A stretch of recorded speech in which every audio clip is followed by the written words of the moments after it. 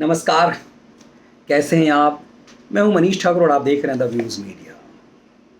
योगी आदित्यनाथ जुमा के दिन जुर्म करने वालों के लिए अब पूरी तैयारी कर बैठे हैं।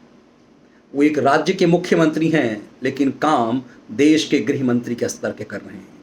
योगी आदित्यनाथ ने जुमा के जिहादी जुर्मियों के पर नकेल कसने के लिए शाम दाम दंड भेद हर तरह की व्यवस्था की है। तमाम जिले के एसएसपी और डीएम को निर्देश दिए गए कि वो पीस पार्टी मतलब तमाम धर्म के धर्म गुरुओं के साथ बैठक करें। अब तमाम धर्म से क्या मतलब है, जबकि एक तरफा शुक्रवार को जुमे का खौफ रहता है। ऐसे में कई एसएसपी ने यह कहा कि हम चाय के प्याले लेकर भी तैयार हैं उन शांति के दूतों के लिए और उन जिहादियों के लिए जो जुमे की नमाज के बाद उत्पात मचाएंगे, उनके लिए बुलडोजर की तैयारी जिला स्तर पर कर ली गई है। लेकिन ये बात तो डीएम और एसएसपी की है। मुख्यमंत्री योगी की योजना क्या है? योगी ने तमाम पुलिस वालों पे सख्ती करते हुए पिछले एक हफ्ते में जो काम किया है वो महत्वपूर्ण ये कि एक एक दंगाइयों की पहचान कर ली गई है, सबके पोस्टर तैयार कर लिए गए हैं और उसके बाद उन्हें पब्लिक कर लिया गया है। बारी बारी से सबके घर पे बुलडोजर चलेगा, सबकी संपत्ति जब्त की जाएगी, पंचर वालों की भी, फल सब्जी बेचने वालों की भी, चाहे वो गरीब जन जिहादी हो या फिर मास्टरमाइंड जावेद और आफरीन जैसा, इन सब पे कार्रवाई होगी।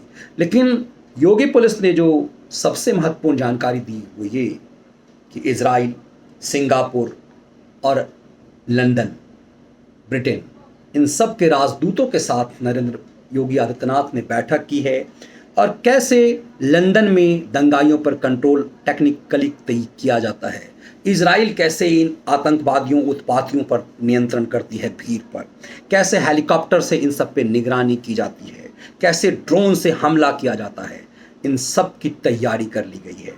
और योगी पुलिस ने जिन 16 लोगों की नई तस्वीर जारी की है उन सब पर बुलडोजर चलेगा, ये साफ कर दिया है और बता दिया है कि पूरी तरह से बर्बाद कर दिया जाएगा जो जिहाद के नाम पर उत्पात मचाएगा। दरअसल तौकीर रजा जैसे कई जिहादी जिनने कहा था कि हम बदला लेंगे, हम शुक्रवार को फिर से उसी ढंग के करेंगे, उन सबको अब सांप सूंघ गया है। दंगा नियंत्रण और की पूरी व्यवस्था इजराइल स्तर पे की गई है और इसकी पूरी तैयारी की है कि प्रयागराज जैसे जगहों पे यदि फिर किसी ने इस ढंग का उत्पात मचाया उसके खिलाफ सख्त से सख्त कार्रवाई की जाएगी। योगी सरकार के खिलाफ कई लोग हाई कोर्ट गए हैं, कई सुप्रीम कोर्ट कि इस पर कंट्रोल किया जाए, लेकिन योगी अपने स्टाइल में हैं क्योंकि योगी को पता है कि इस प्रदेश की जनता ने उन्हें किस लिए वोट दिया है। योगी चुने गए हैं लॉ एंड ऑर्डर के मामले को लेकर के, इसीलिए योगी इस पर कोई समझौता नहीं कर सकते। योगी सही मायने में जनता के मिजाज को पढ़ते हैं। लेकिन शिकायत नरेंद्र मोदी से कई लोगों को है कि क्या वो जनता के मिजाज को पढ़ते हैं, क्यों लोग नाराज हैं पिछले कुछ दिनों से। कई लोगों की शिकायत ये है कि ममता बनर्जी ने बंगाल में उन जिहादियों पर कार्रवाई नहीं की क्योंकि उन जिहादियों ने उन्हें वोट किया है। झारखंड में हेमंत सोरेन की सरकार को कहीं ना कहीं से प्रेशर डाला गया, इसीलिए जो तस्वीर झारखंड की पुलिस ने जारी किए थे उसे वापस ले लिया गया। यह समझाया गया कि इन्हीं जिहादियों, इन्हीं उत्पातियों ने उन्हें वोट किया है। तो क्या नरेंद्र मोदी सरकार को जिसने वोट किया वो सड़क पे छोड़ दिए गए हैं? यह शिकायत लोगों की है। लेकिन वो शिकायत लोगों को योगी आदित्यनाथ से क्यों नहीं है, या अमित शाह और नरेंद्र मोदी को एक बार फिर से सोचने की ज़रूरत है। यूपी में कितनी तैयारी है ये शुक्रवार को पता चलेगा, लेकिन योगी एक्शन के बाद रिएक्शन कैसे देते हैं ये सबको पता है।